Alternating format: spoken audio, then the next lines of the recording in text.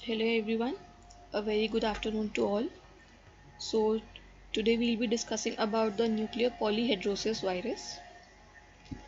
The nuclear polyhedrosis virus is a part of family of baculoviruses. This virus affects insects, predominantly moths and butterflies. Initially, the Baculoviridae family it consisted of two genera, nucleopolyhedrovirus and the granulovirus. But according to the updated classification, it now consists of four genera: alpha baculovirus, beta baculovirus, gamma baculovirus, and delta baculovirus. So this is the electron microscopy of the nuclear polyhedrosis virus.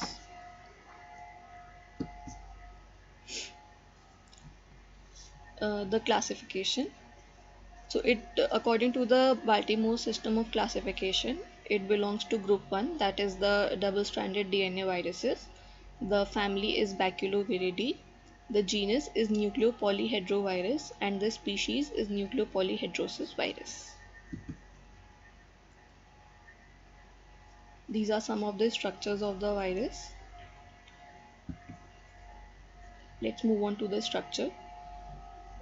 The nucleopolyhedrovirus, it is a double-stranded circular DNA virus and the genome size ranges from 111 to 168 kilobase pairs.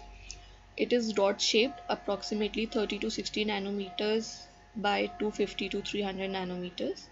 The DNA is densely packed within the capsid and it is due to highly basic proteins P6.9 associated with the viral DNA. So the nucleocapsids, they are tubular in shape. It consists of a flat base at one end and the cap-like structures at the other end. So as we can see, this is the structure of the NPV virus. It is pointed at one end and flat at the other.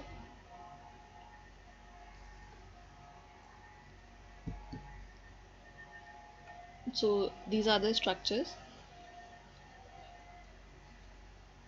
This is the cap-like structures, the double-stranded DNA genome, the envelope and the capsid. This is the base.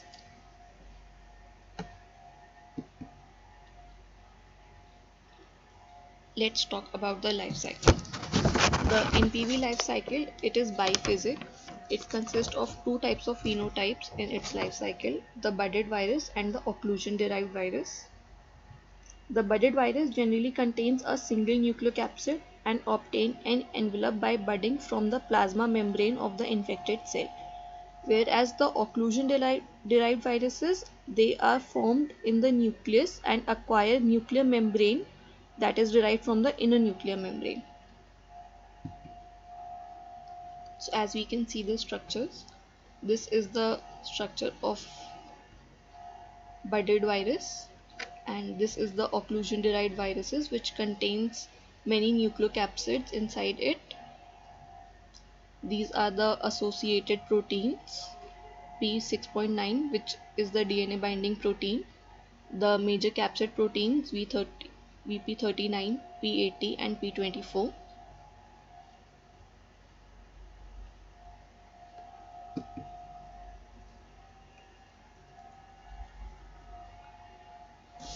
So the occlusion derived viruses, they assemble in the nucleus and become embedded in a paracrystalline proteinaceous matrix to form the occlusion bodies. These are polyhedral in shape and the size ranges from 0.15 to 15 micrometers. So this is the occlusion bodies, which contains the occlusion derived viruses inside it. This is the budded virus and this is the occlusion derived viruses consisting of multiple nucleocapsids inside the envelope.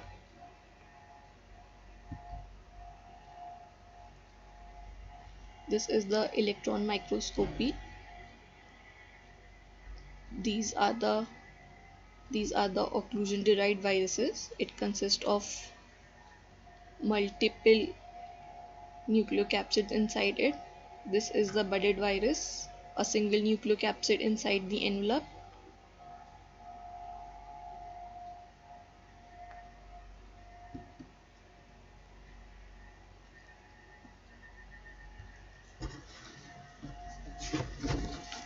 So as the infection progresses, the occlusion-derived viruses, they become embedded in the nucleus in a paracrystalline proteinaceous matrix to form the occlusion bodies. Since the occlusion-derived viruses and the budded viruses, they have lipid bilayer envelopes derived from different sources, that is the nuclear membrane for the occlusion-derived viruses and the plasma membrane for the budded viruses. They have different protein composition in their envelopes. This is the transmission electron microscopy of the NPV virus.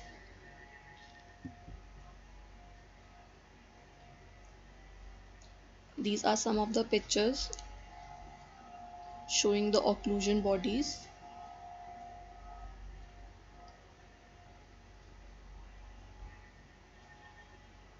This is the budded viruses which is being budded out from the plasma membrane.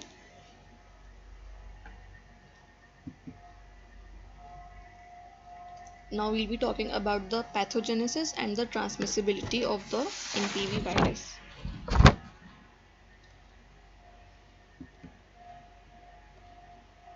So the infection of NPV is initiated when the insect ingests the polyhedral occlusion bodies. These occlusion bodies pass through the foregut, midgut, and then dissolve and disassemble due to the alkaline environment of the insect midgut. The occlusion-derived viruses are released and they infect the columnar epithelial cells of the midgut. As the infection progresses, it is aided by virally encoded proteins, which are the proteases called enhancers. These degrade the peritropic membrane of the midgut. So this is the peritropic membrane. This is the insect midgut. So the occlusion bodies, these are ingested by the insect in the foregut, move to the midgut. In the midgut, these are dissolved due to the alkaline pH, and the occlusion derived viruses, these are released into the midgut of the insect. There they interact with the peritropic membrane. The peritropic membrane, it is dissolved and they interact with the microvilli, causing the infection.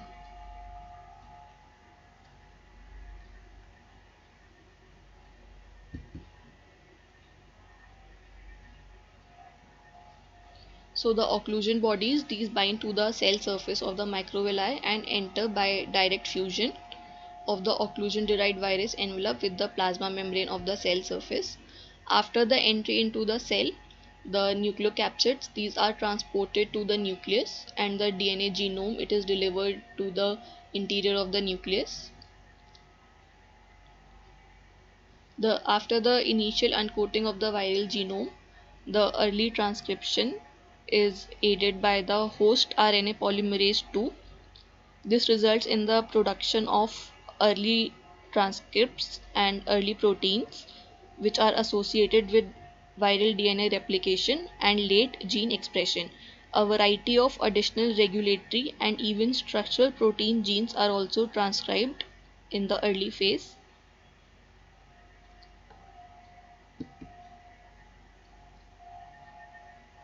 So this is the life cycle. These are the occlusion bodies containing the occlusion derived viruses. These are solubilized, and the occlusion derived viruses, it is released. They interact with the cell surface and enter into the cell cytoplasm. From the cell cytoplasm, they move to the interior of the nucleus where the viral replication starts.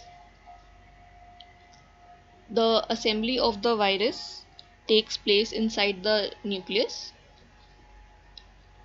It is then released from the nucleus and which are budded out from the plasma membrane. These are called the budded viruses, and some accumulate and form the polyhedra, which uh, infects the other insects. These are known as occlusion derived viruses.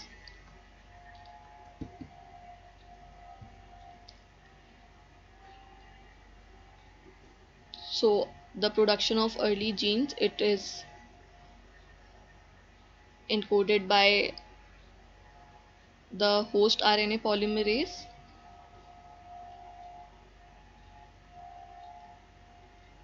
So after the production of early gene products, there is viral replication and assembly and activity of the virus encoded RNA polymerase.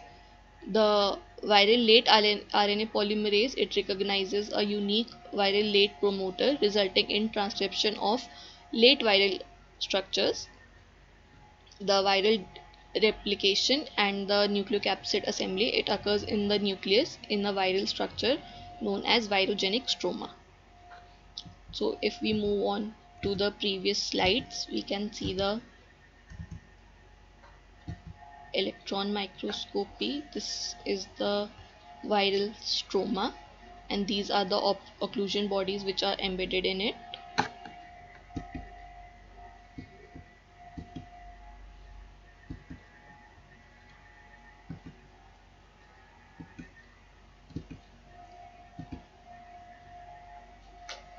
So this is another picture. These are the occlusion bodies, and the occlusion derived viruses are here embedded in the paracrystalline matrix. This is the viral stroma. So the nucleocapsids, they are transported from the cell nucleus to the plasma membrane, where they bud out from the cell surface to form the budded viruses, which are responsible for systemic spread of the viral infection to other tissues within the insect, whereas the nucleocapsids are also retained in the nucleus and become singly or multiply enveloped to form the occlusion derived viruses, which become embedded in the paracrystalline matrix to form the occlusion bodies, which are released when the cells are lysed. So the two viral proteins which aid in the disruption of infected cells, these are chitinase and cathepsins. Upon the cell lysis, the occlusion bodies are released into the environment. The occlusion bodies released into the environment are stable for months and even for years if protected from ultraviolet light. Over 1 into 10 to the power 8 occlusion bodies are released from an individual infected larva. So the NPV infected insects, they have a behavior of climbing to the upper regions of the plant during the late stages of the infection.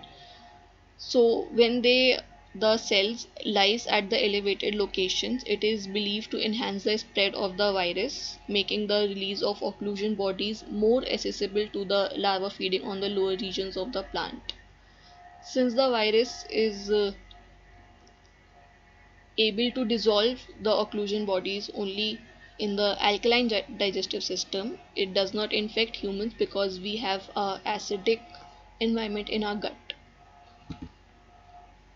So these are the symptoms of the NPV infected larva: discoloration, stress, decomposition, lethargy, slow movement.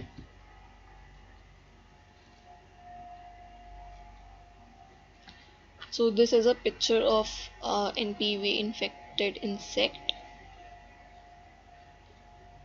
larva.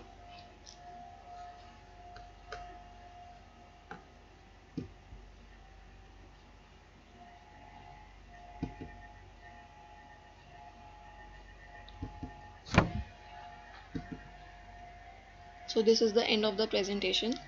Thank you so much.